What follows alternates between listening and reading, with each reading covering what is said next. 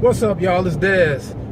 It's Monday. We're closing up on the end of October, so I wanted to, in addition to all the other videos I do, especially concerning weight loss, because I know maintaining weight and with the obesity rates now, it's just hard, and all the fast food and bad influences that are out there, it's just hard to keep and maintain a good healthy weight, and especially if you're trying to lose weight.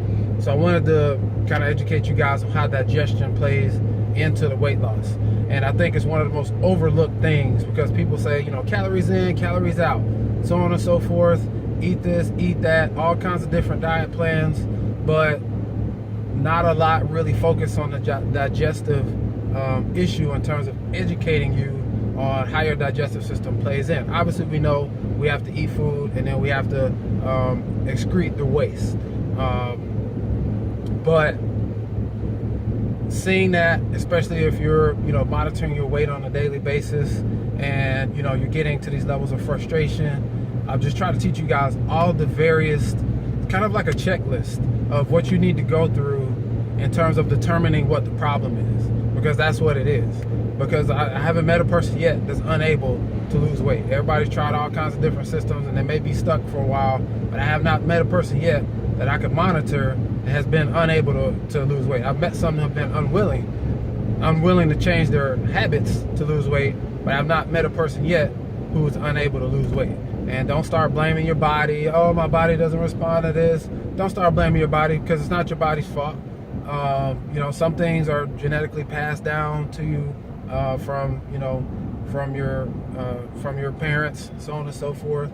Some things are genetic. Your body may be sensitive to certain things, but it's up to you to figure out what those things are and to rectify them so that your body can move in the direction that you want it to move. Because it's, you guys are on the same team, and you're the one who's making the decisions. All right, so here's how the digestive system factors in to your weight. Obviously, everybody pretty much knows about water weight.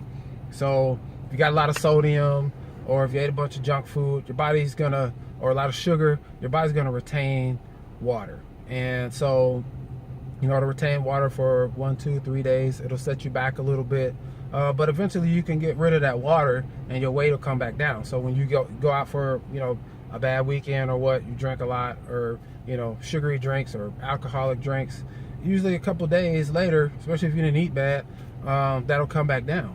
But if you go out and eat like barbecue and pizza, Italian, a lot of pasta with a bunch of oils and sauces and stuff on it, that tends to take a little bit longer, because it's not water weight, it's related to your digestive system.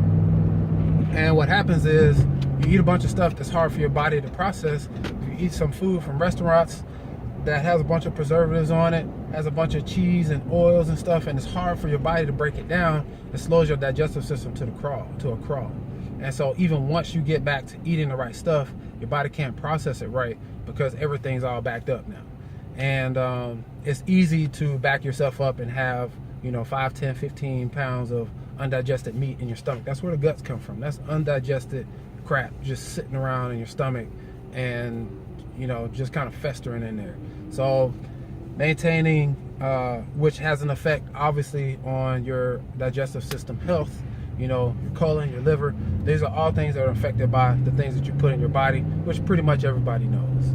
So the things that a lot of people don't know is, like, if you're lactose intolerant, which most people are lactose intolerant. So like 60% of the population is lactose intolerant. So if you got a bunch of cheese, milk, so on and so forth going into the digestive system, even though it may not cause you to paint the toilet, it may cause your digestive system to slow down. And so you're still backing yourself up. And so how this translates to the scale is, you eat it one day, and then it slows your digestive system down, and now you're slowly processing everything else. You're not getting to number 2. And if you go number 2, it's like all choppy, it's not solid pieces. These are the things that you have to look at. Yeah, it's gross, but it's natural. And these are things that are going to tell you about your eating health, your digestive health, and where you are. And if you can count on what the scale says. If you haven't taken a dump, you haven't been to the bathroom like you should, at least once a day, the number 2, probably 2 or 3 times a day, to take a leak or whatever, then you got to say, okay, well, I got some backup in my stomach, so that's why the scale maybe not moving or maybe moving in the wrong direction. Obviously, there's the other factors like sleep, and it's another reason we weigh in every day, because one night of sleep, I want you to see the effect that one night of 2 hours of sleep can have on your weight for several days in a row, because it takes your body a long time to recover from that. So these are the types of indicators that we have to look for so that we can pinpoint the problem. And a lot of people plateau or don't get the results that they're looking for because they don't know what to look for. So you have to look at every factor, whether it's stress, whether it's rest, eating, exercise, you know, all of those things in your environment that you encounter on a daily basis. So I just wanted to kind of educate you guys on that in terms of looking at your digestive health. First thing you do when you get on the scale is not moving in the right direction. You got to go through your checklist and see, okay, am I overly stressed right now? All right, if no, check that off, go on to the next thing. Did I get enough sleep for the last few days? All right, if you had a night of 2 hours of sleep, then you know, then it's gonna cost you on the scale. And you can say, oh, well, you know, I got kids, I got work, I got so. Your body doesn't care. Your body does not care. Your body cares that it has the right equilibrium, and that's on you to provide. Or you can stay the same and be the way you are, or continue to move in the wrong direction.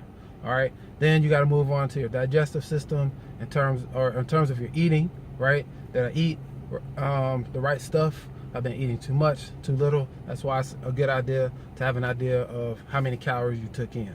All right. And then finally, you know, did I go to the bathroom? You know, and when I went to the bathroom, was it, you know, solid? Was it easily passable? Or was it like clumps? Was I having to squeeze and grunt and face turning red and, you know, about to go crazy, about to black out because I'm squeezing so hard? All right, yeah, it might be a little gross, but hey, it's real. Everybody's been on there trying to get that thing cleaned up out of there, and sometimes it's tough.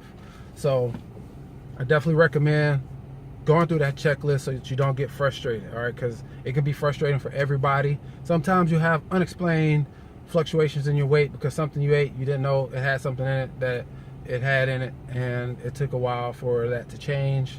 But in order to keep yourself sane in terms of being consistent, if you go through that checklist, 9 times out of 10, you'll find that problem, which you can then rectify and then move on, you know, in terms of correcting that and keeping all of those factors level and in check so that you can continue to move. And I always definitely recommend a cleanse, not juice cleanses, none of that nonsense, no eating cleanses for 3 and 7 days and all that.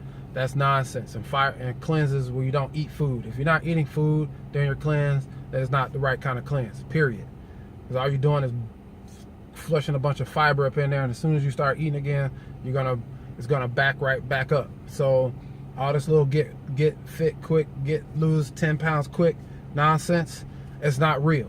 I mean, it's not real, it's not sustainable, and it's not any way for you to live a lifestyle. That's not a lifestyle. You want to eat and lose weight in a way that you can maintain and sustain so that you can continue to do that and continue to make progress. So I'm Des White signing off. Feel free to have ask any questions in the comment section. I'll holler at you guys in the next video. Peace out.